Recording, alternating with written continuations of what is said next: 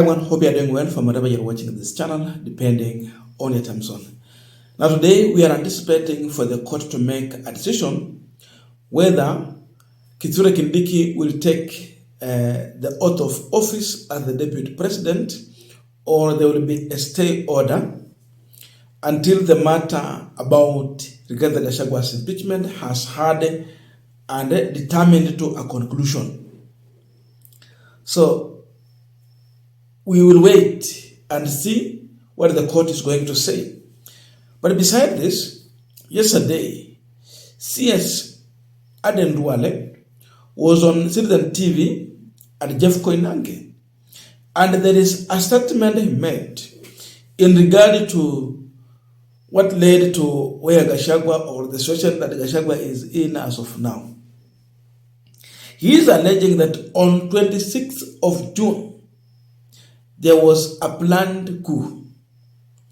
And because of that, it is one of the reasons that you see in the impeachment motion that was tabled in the National Assembly and in the Senate, there was the issue of national security. He believed that, and don't want to say it by the way, Rigathi Gachagua planned a coup on that day. Remember, this is the day when we had Gen Zs on the street. So according to Aden Duale, the man behind all this was none other than Rigathi Gachagua. How true is this? Because I've also been reading comments, and I will tell you, Kenyans are mad with this statement from Rigathi Gachagua. Not Rigathi Gachagua actually, from Aden Duale. No one is in agreement on anything that Aden Duale has mentioned in this statement. So it was a coup that day? 25th of June, there was a planned coup. There was a regime change. There was a serious plan of a regime change. Was Rigathi Gachagua any part of that? Don't take me that route. But I'm sure, now I'm the Minister for Environment. Ask me about Nairobi River.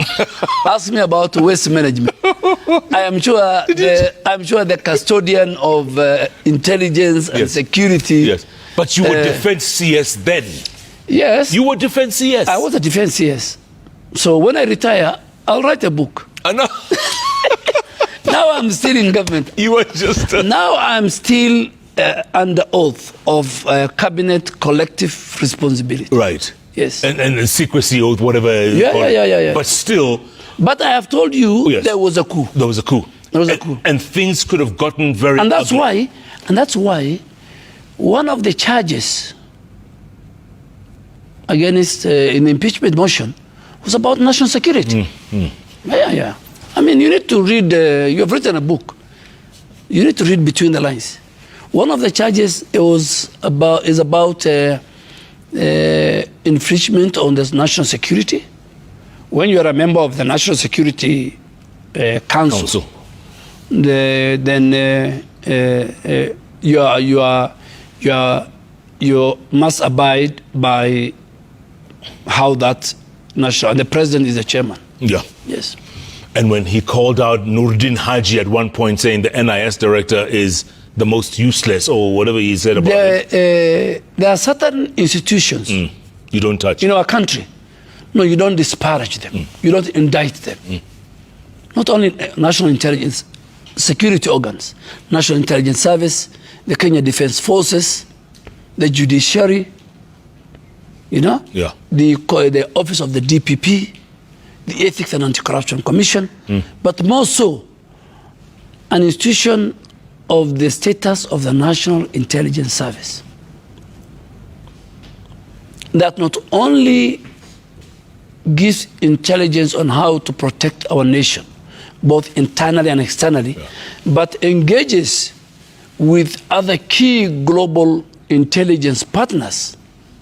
By the time you disparage, and the person disparaging is not Jeff Koinange, It's not the Minister for Forestry or Climate Change. And it's the DP. He's a deputy, the second in command. Yeah? It's not small. It has never, I think it has never happened in our history. Now, there is a question Kenyans are asking here. How true is Aden Duale's statement? And what is the intention of this kind of allegation? That is what we want to look into. But just a quick request. I came here with a humble request. As far as the construction of the church is concerned, I shared a video. And I had helped the same church to finish the beam because the church construction, the building was at risk.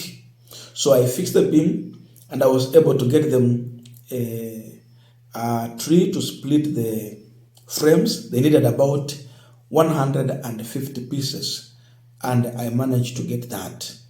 But we are stuck somewhere. This church need about 75 iron sheets and they have nothing. So my own grandmother is also a member of this church and she asked me, can you talk to your friends please to help us? So I asked her, now you come and tell them about this story. So she's here actually requesting for your support and we have managed to get 11,350. We are still going. We'll be doing this until 10th of October. That's when we will close this. And whatever we will get is what we will get to the hardware and purchase the iron sheets. But my prayer has been that at least we get this amount and just get the 75 iron sheets. That has been my prayer. I think in that way we will have helped them. So I'm still appealing to you to support this move and help them at least to complete their church building. Hi guys, now today I'm here with my grandmother and I have been visiting their church. She has been really requesting me to try and help so that they can finish the construction of this church. Kuna vile wamekwama. So leo nikasema nitakuja nimwambie aongee na nyinyi ili na nyinyi pia msikie kama mnaweza guzwa pia mwasaidie ili waweze kuweka roofing kwa hii kanisa. Tumejaribu sana, tumejaribu kuweka linde ilikuwa imesimama and pia tumeenda tu pia tukapata frames zenye nataka fix but they don't have iron sheets na hawana pia milango na madirisha. So ningependa pia wasalimie, awaambie majina yake, alafu pia waambie mwenyewe. Naweza kusalimia. Naitwa Enis Tehema. Na huyu ni mjukuu wangu. Mwambia aongee na nyinyi marafiki yake mtusaidie kanisa kujenga na mapato. Hakuna mapato. Kama mtusaidia tutaomba Mungu abariki. Now, if you're in a position to help, you can kindly send in your contribution through my number 0708340092. The name is Charles Inangungwa. The middle name will not appear there. And we are so grateful to those who have been able to do so. I just want to mention the names. I will just give one name because when I mention two names, I am disclosing your identity and I know majority of you are not comfortable with us. So in the previous video, I had mentioned the first group of people, but then the second group of people who have sent in the contribution: Josephine, Irene, Evans, Mtanda, Musimba, James, Martin, Paul, Gitonga, David, Margaret, Dennis, Jeru, Sospita, Muhati, Bosire, Julius, Charles, Paul, Agri, Shilavula. Thank you so much for your contribution. I've already received. Now, let us go back to our discussion. You know, there are serious questions that Kenyans are asking. How possible that on 26th of June, there was a planned coup? How do you plan coup with bottles of water, placards, and Kenyan flags? It can never be a coup, but just a revolution. People have been tired on how Ruto's administration has been governing this country. Complete fail. And how can you plan a coup without involving the army? Unless if the defense forces are in support. Even what happened in Bangladesh. The defense forces seems to have been backing that. People went to the street, they had the reasons to be on the street, and the reasons were valid. Seemingly, the defense forces might have been in support of these people silently, and that's why they were able to tell the Prime Minister, please, we don't have any other option to save you. Where we ended. Same thing that happened in Sudan. The public was making noise. Cost of living.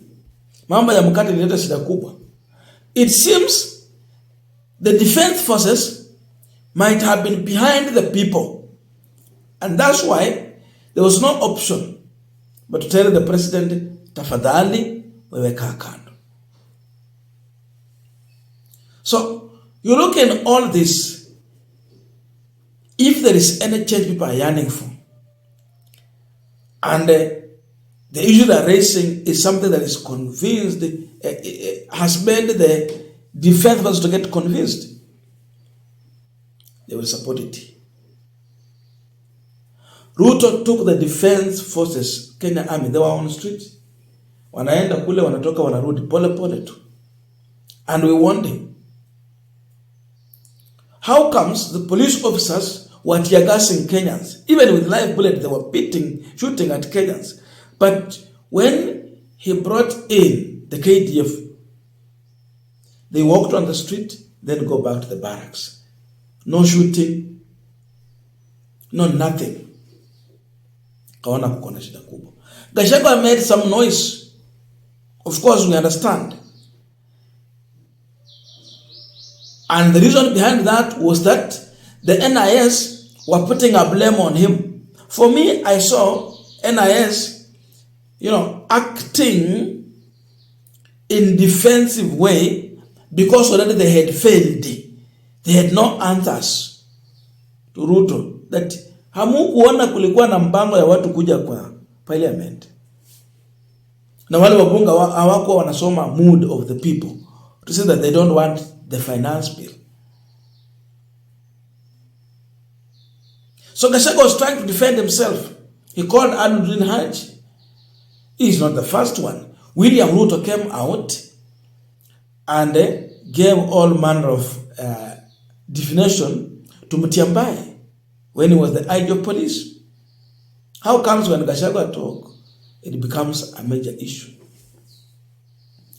So, Aden Duale's statement is baseless, useless. And he's saying it on a national TV. There's no way you will lead a coup with a bottle of water, Kenyan flag, and placards. People were just tired. They wanted a change because they have a president who does not listen. And the question has been, after the coup, who takes over power?